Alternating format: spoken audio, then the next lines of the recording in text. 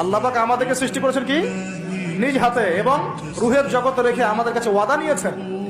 এই পৃথিবীতে আসার আগে আরেকটা জগতে ছিলাম আমরা, তার নাম রুহের জগৎ, আলামে আরওয়াহ।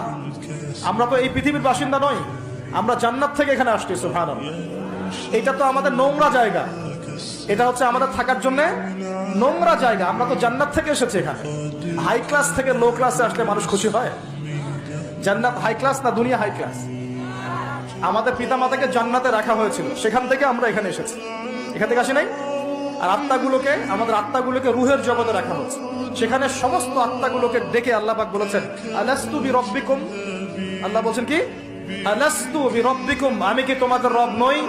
সমস্ত আত্মারা একসাথে বলেছিল, বেলা ইয়া রব্বি, অবশ্যই আপনি আমার রব। সুবহানাল্লাহ। আমরা এই সাক্ষ্যটা দিয়ে আসছি। সূরা আরাফ পড়লে আপনি বুঝতে পারবেন, এখানে আছে আমরা এই সাক্ষ্য দিয়ে পৃথিবীতে আসছি। এখানে এসে ভুলে গেছে, মনে পড়ে না। মনে পড়ে?